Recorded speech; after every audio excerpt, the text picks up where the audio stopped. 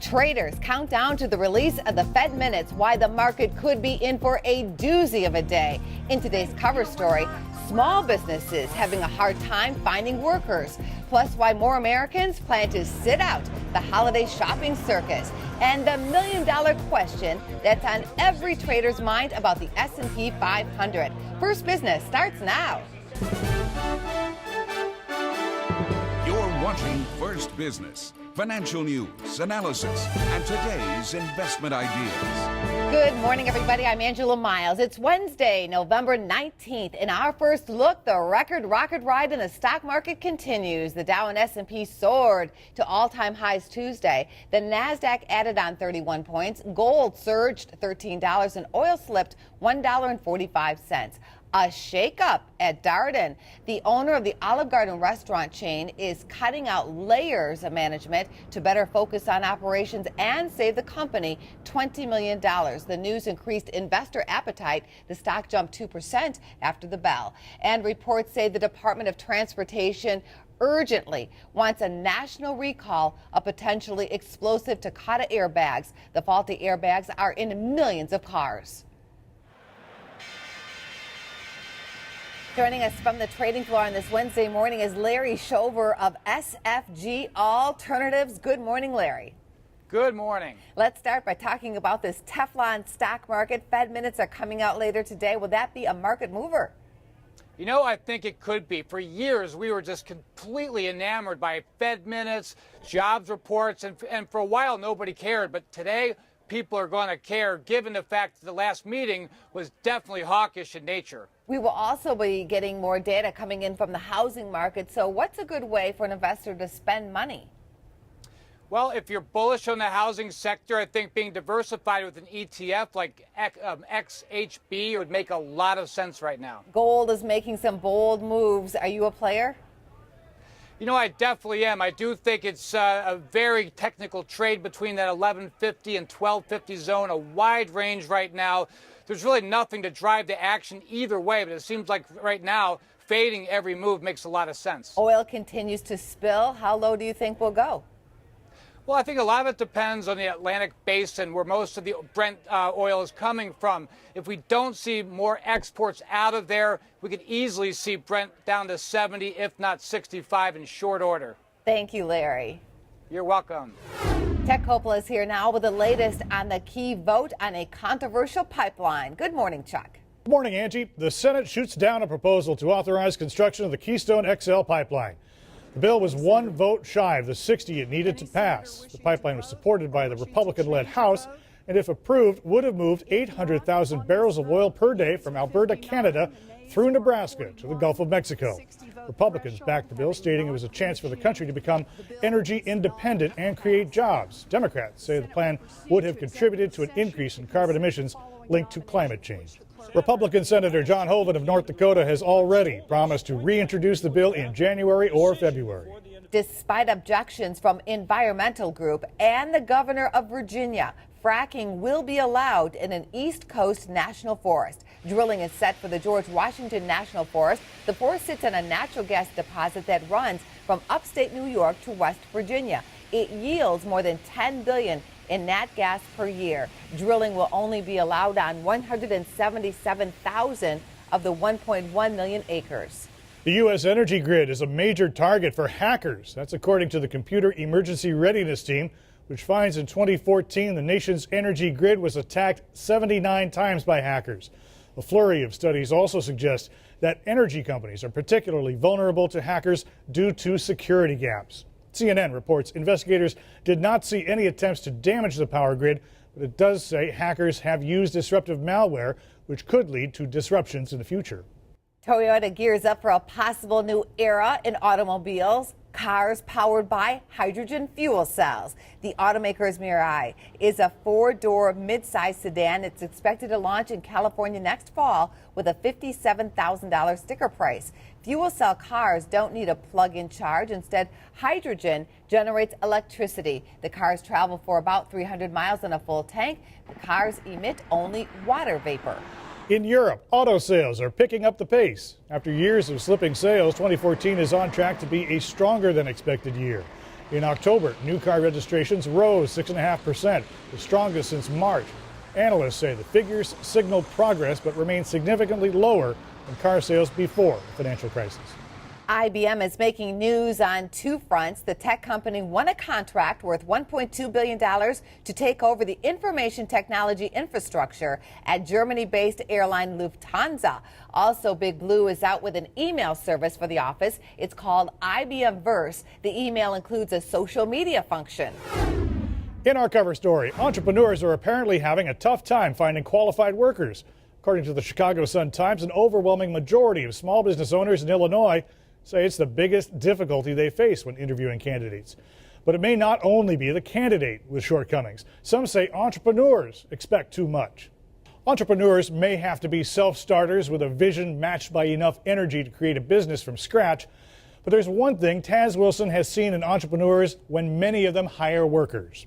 He's expecting someone just like him or her. He wants to have someone who has equal ownership and equal engagement in the business. You have to have the expectation that that person is there for a salary, and they're not going to have that same, energy and, enthusiasm on a day-to-day basis because it's not their business. That hope, and in some cases expectation, of finding an employee with the same intensity and commitment is, very hard to find, and is the reason Wilson thinks so many small business owners are dissatisfied with the quality of applicants they're getting now. A company goes and they have training departments, HR departments that engage the employee from day one. They know where they're starting, their expectations, and where they can go. The entrepreneur needs to do the same thing. That sounds like a good idea, actually. And in a way, we sort of do variations of that. But some of those small businesses are starting to take on some of the structure found at larger employers. When Liz Mason hires for Quimby's, a Chicago bookstore, she walks them through mock situations. When someone leaves, it takes us months to find the right person, and when we do, they usually stay for a while. And the store has written guidelines for sick days, overtime, as well as some procedural rules. With the challenges that the small business owners are finding in hiring people, it is really critical that the small business owner take ownership over hiring and the hiring process and then the training process that a large corporation would have. Now, to some, more structure, check-ins at the end of each day or week in the beginning may create an unnecessary layer of bureaucracy to a four-person operation used to handling everything in one-to-one discussions. But doing so in writing sets down guidelines that can be referenced when the owner's not around, hopefully because he or she has hired well. Nokia just became a major contender in the competition to sell the best tablet. Tuesday, Nokia unveiled an Android-powered 7.9-inch device that looks an awful lot like an Apple iPad mini. It's surprising because Nokia just sold its devices and services business to Microsoft for $6.8 billion in April. That deal stops Nokia from making smartphones until 2016, but not tablets. The new tablet goes on sale first in China and is made by Foxconn. Black Friday could be somewhat of a flop this year. That's according to Bankrate.com, which finds 28% of consumers plan to shop in stores on the day after Thanksgiving. However, consumers are not cutting back. Janine Skoronsky of Bankrate.com says this year it's more about shopping early and often. You're seeing retailers this year offering early Black Friday deals is right after Halloween, and early Cyber Monday deals going on right now. So consumers are aware that they have options. They're taking advantage of it and shopping when it's more convenient for them. Bankrate also finds 1 in 4 Americans will shop online on Cyber Monday.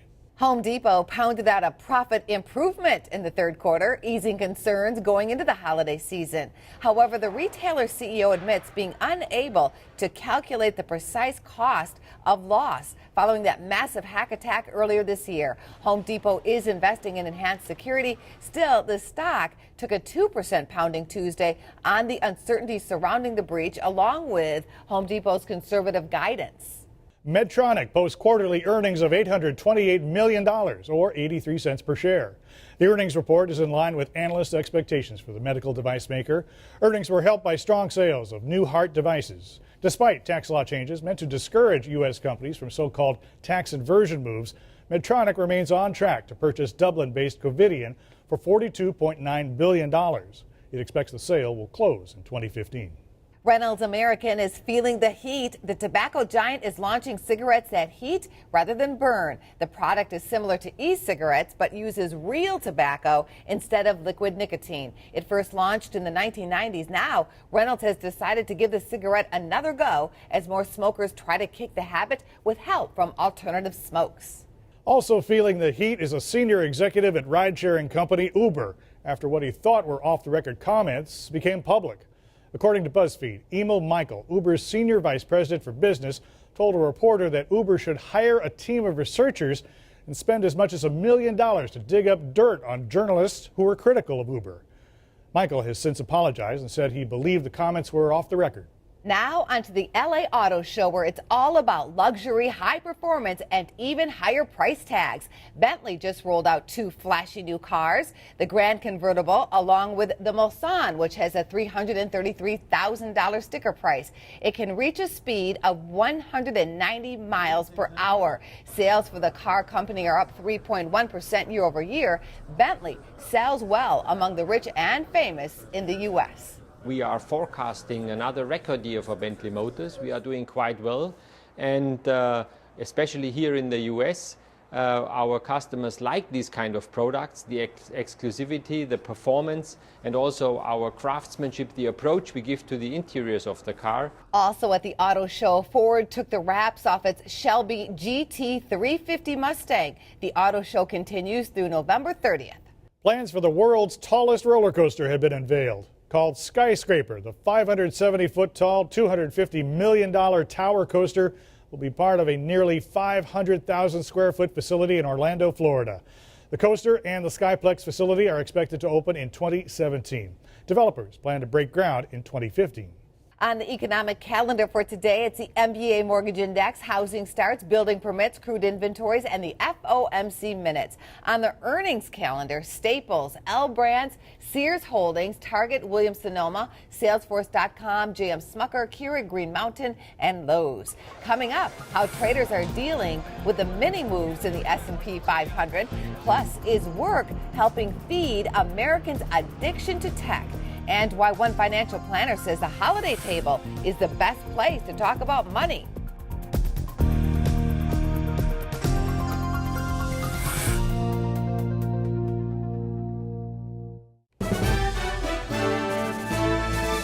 More big retail names are facing mounting pressure ahead of the holidays. TJX, operator of TJ Maxx and Marshalls, reported earnings that missed the mark.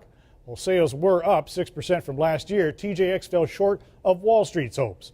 The stock finished the day at $61.64. Fewer sales of guns and golf equipment hit Dick's Sporting Goods' bottom line.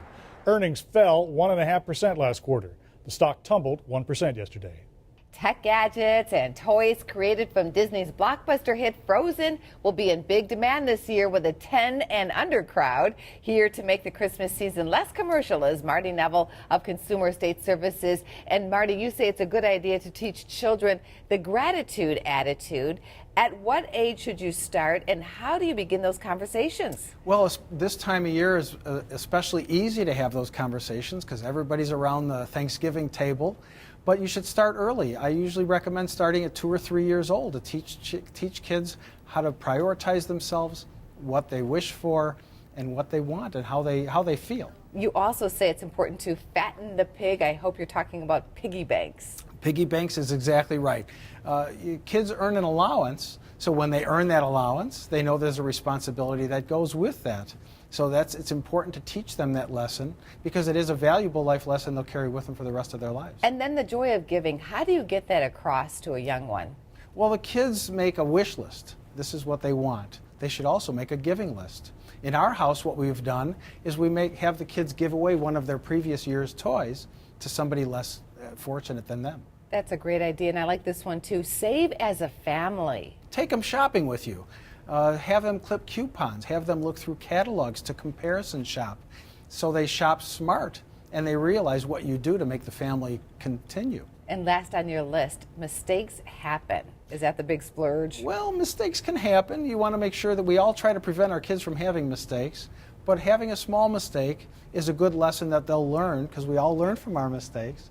So if they have a small mistake, it isn't going to hurt them as long as they make sure that it's not a big mistake in the future.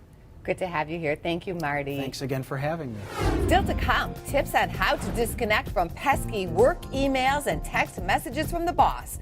Plus, how much the kings of corporate America earn and what they pay in taxes. The surprising finding is next.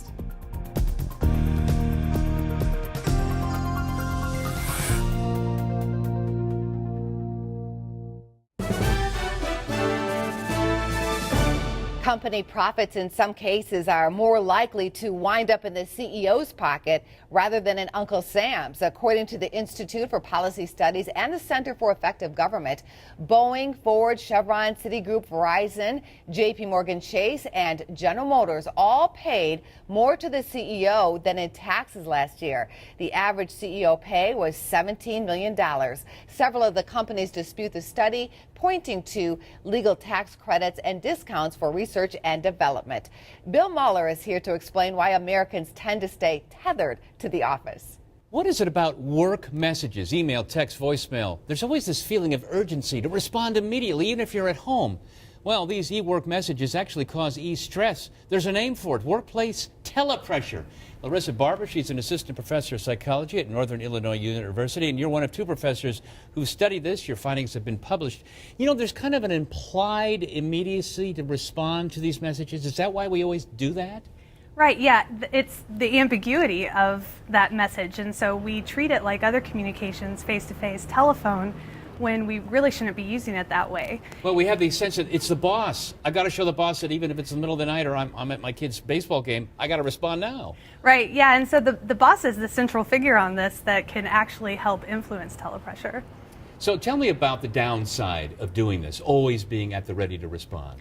Well, the downside is that with this sustained focus on your communication, you're not actually focusing on your work tasks that much. And so over a long period of time, you can get burned out, unfocused. I mean, there's studies that show it has a physiological effect on you. That's right, yeah. I mean, it builds up over time and you have trouble responding to your other work tasks. But what about companies? Should they be having policies or practices to change this behavior? Well, policies might be a little bit broad. This should happen more with your work relationships with the boss, with coworkers, having these types of discussions. So on the boss side, they should focus more on discussing what are general expectations, putting specific expectations in email, so respond to this by next week if you can, and also role modeling recovery. And how about on the employee side? On the employee side, I think that you have to learn how to batch your communications a little bit and communicate those expectations with others. This is when I'm usually going to be checking, so this would be a good time to contact me. Other things might be setting your own no interruptions time. This is when I won't be responding. And the biggest thing, making sure to manage your responses. So once you start responding and saying I'm available all the time, people are going to expect that from you in the future. Hopefully your boss will understand. Larissa, thank you so much. Thank you. Just ahead, is the stock market stuck in a rut? Trader frustrations after the break.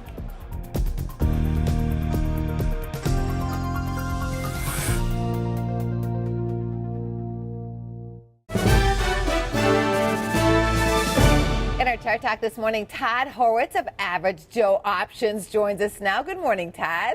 Good morning, Angie. What's up? You are known on the trading floor as Bubba, and you always ask me, what's up? That's our thing. So what's going on with the S&P 500? It's barely budging here. It's really stuck in a range. You know, I think we're in a very tight range. I think all eyes are on what's going to happen today with the Fed.